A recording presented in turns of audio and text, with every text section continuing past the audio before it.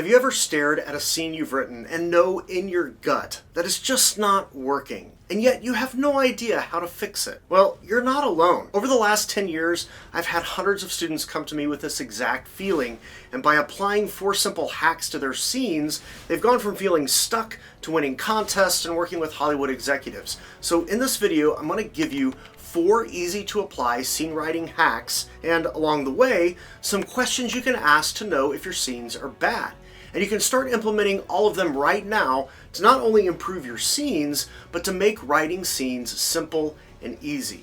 But before we dive into the hacks, let's first address the noodles in the room. Yes, I said noodles, because before you can fix a scene, you have to know what a scene is. Right now, your scenes just kind of look like a bunch of uncooked spaghetti noodles. And when they're uncooked, you look at each scene like it's just one of these. It starts, it stops, it's one scene. Or in other words, when you're looking at your script, you think that this is a scene, and so is this. And it might be, but it might not. So the first simple thing you need to do is stop calling these scene headings. I know a lot of industry people do it, but to help you think about scenes in a better way, stop calling them that. Technically, they're called slug lines, and a scene can be bigger than the section denoted with a single slug line. And you're thinking, well, that's confusing, Jake, because I've always thought that slug lines, they indicated the start of a new scene. So what's a scene? Well, at its simplest level, a scene is a mini story. It should have a beginning, a middle, and an end.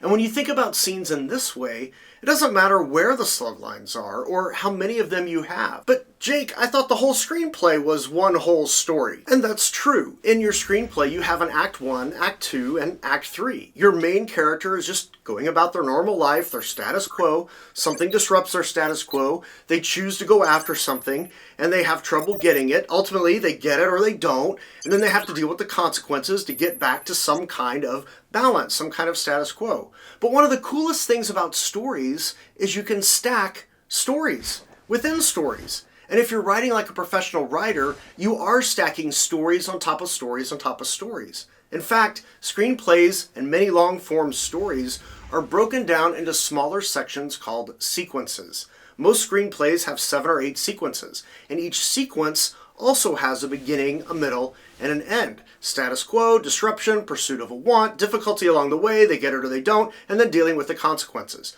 So each sequence is itself a story, and you're stacking 7 or 8 sequence stories onto your screenplay story. But sequences consist of roughly 8 to 12 scenes, and each scene is a mini story too, with all the parts. And if you can learn how to write a solid story in a scene, writing a screenplay is easy. It's just writing a bunch of little stories that are all intertwined and stacked together to form one awesome story. So let me make a scene to give us an example we can work with. And I'm going to shorthand some things, so I'm not going to write all the dialogue or action out, just enough for us to talk about 4 scene hacks to help you improve your scenes now that you know what they are. So let's say I have a scene where Billy wants to meet and interact with Rachel, maybe even a long-term relationship if things work out.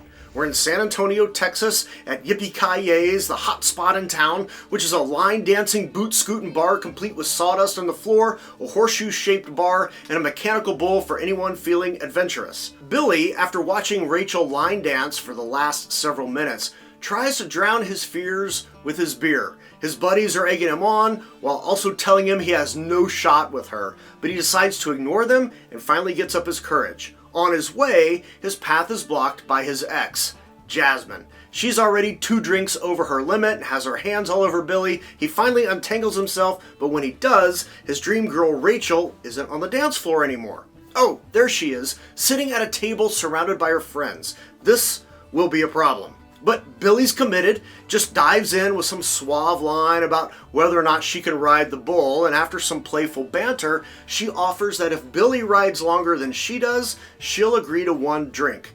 Billy's game, of course, gets ready. Billy's friends are watching. Rachel and her friends are watching. Billy starts riding. The bull goes into professional mode and is all over the place. Billy's hanging on for dear life. 7 seconds in, his hand is slipping. 8 seconds in, he's all but done. The bull bucks and Billy's flying. 9.7 seconds. He lands on his back near Rachel. Sees the time on the clock. She leans over him with a playful, "Not bad for an amateur." Billy's confused. He did good, he thought. But as soon as Rachel starts riding, he knows he's beaten. She's clearly a professional bull rider. Sails past the 10-second mark without any issue, even does a graceful dismount. Billy approaches her, shakes her hand, and since I can't buy you a drink, how about a dance? She smiles, only if you can keep up, and they head to the dance floor. That is a scene. There's a beginning, a middle, and an end. And you can write this a lot of different ways. You can have one slug line for the bar and everything that happens, or several different areas of the bar, or to skip some time, you can use some mini slugs. You have lots of options. So the slug lines don't make the scene. What happens in the scene is what makes the scene. And you can probably imagine a scene or two that might have happened before this one, and that's because scenes don't exist in vacuums. You have to be thinking about how each scene is connected to other scenes. Now, uncooked spaghetti noodles, like this one, okay, they're not connected to any other noodles. I mean, they're just here on the table. Cooked spaghetti noodles, now those are intertwined and connected and stuck to other noodles. Right? You just like how scenes are supposed to be. And spaghetti is better when the noodles are cooked and all mixed together. You can't even really tell where one begins and one ends. I mean, you could find it. I mean, they do begin and end, but you don't really want to look for that. You just want to enjoy the dish, and that's what you want your scenes doing. So now that you know your scenes are a mini story and that your scenes have to be connected and intertwined with one another, how do you make your scenes awesome? Well, the first way, it's not about the noodle. In our scene with Billy and Rachel, when Billy approaches Rachel, Rachel doesn't say, I don't know if you measure up to my standards. No, she wants him to ride the bull. So yes, on the surface, this scene comes down to whether Billy will ride longer than Rachel.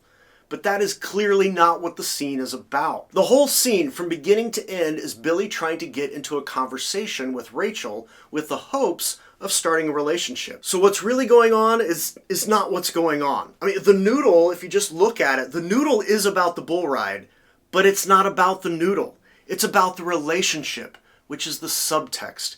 And so the first thing you can do to make your scenes awesome is to make sure they have subtext, because it's not about the noodle. And the way to do that is to make sure your characters are not always talking directly about the thing that they're talking about. They use metaphors, they use euphemisms, they may even use inside jokes and insider language. But don't misuse this one and just have the characters start talking about something that makes sense to them, but the audience doesn't know what's going on, because that leaves the audience out and they feel confused and kind of like a third wheel. The only way subtext works is if the audience knows that there is actually subtext happening. Otherwise, the audience is confused. That's not a good thing. So one good question you can ask is, what subtext is going on here? And make sure it's not about the noodle. Now, the second scene hack to make your scenes awesome is to ensure that no one stares at the noodle.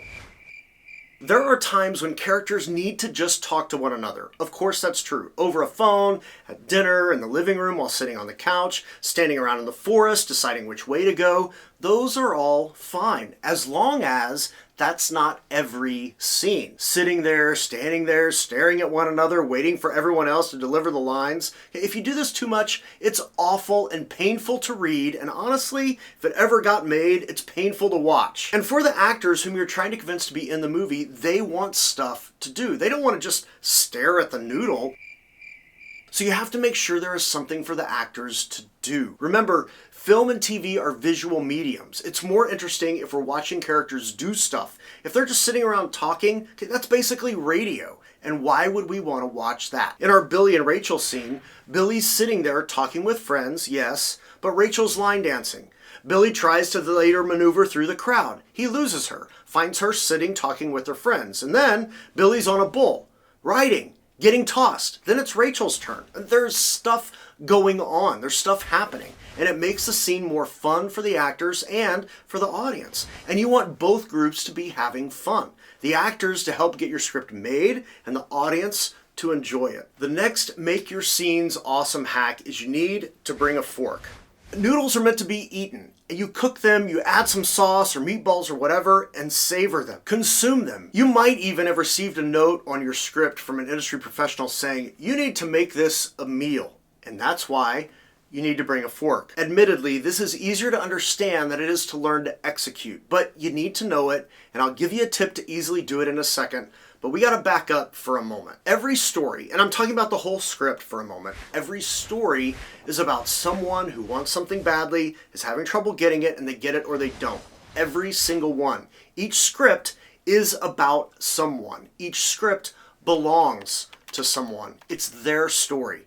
And it doesn't take long to figure out who that character is. At least it shouldn't. And in the same way, sequences belong to someone. Someone who wants something badly, is having trouble getting it, they get it or they don't. And moving smaller, scenes belong to someone. One character, not two, not five, one. And the way you know a scene belongs to someone is you can clearly identify the objective for the scene. In Billy and Rachel, Billy wants at minimum to meet Rachel. If things go well, a relationship. But he has to meet her first. It's his scene. It's his fork. It belongs to him. Yes, there are other characters, but the whole scene, whether there's one slug line or five, all belong to Billy. So the hack, first decide whose scene it is. Second, make sure you are clear on what they want, what trouble they have getting it, and whether they get it or not. And the result of whether they get it or not informs the next scene or two. You know, most of the time when I read scripts from my students or in my script consultations, whenever a scene isn't working, it's often because there is no fork. Because it doesn't belong to someone. You have to stick a fork in it and decide whose scene it is. Or the scene's just going to wander around and no one's going to really know what's happening. Here's Johnny! And that gets us to the next noodly thing you need to do to make your scenes awesome. Ask for seconds. When scenes belong to someone, when the spaghetti's good, the reader will want more. So give them noodles, scenes that taste so stinking good, they can't help but ask for more. And they turn the page and read the next scene, and the next, and the next, and this is why you need cooked noodles, and not the rigid, uncooked ones. The rigid ones, I mean, no one wants seconds of these. They start, they stop, they're crunchy, they don't taste that great without anything. Okay, the cooked ones though, they are intertwined and connected. You don't really know where one starts and one stops, and you kind of don't care. You just want more. You keep shoveling it in. And the reason you want more is because with each scene, things get more interesting. There's more happening. There's more at stake. I'm gonna make him an offer he can't refuse. When we first meet Billy, we might be on his side a little, but when we see him overcome a couple of obstacles, now we're rooting for him, and he doesn't get what he's after, at least not at first, and then he does. And we probably want to know, well, how did the dancing go? Was he able to get another date? Did they have a moment? We have questions about that. And the reason we have questions is because the scene takes Billy and his situation and raises the stakes by giving him something to lose. But he doesn't want to lose it, and neither will the reader. Billy wants to hold on to what he's got. He wants a second date. In the same way, the reader wants to hold on to the tension and see what happens in the next scene. And yet, so many writers misunderstand how to effectively raise the stakes in their stories. And in this video right here, I walk you through some simple ways for how to do that. And you can actually start using all of them in your script right now. I'm gonna want seconds.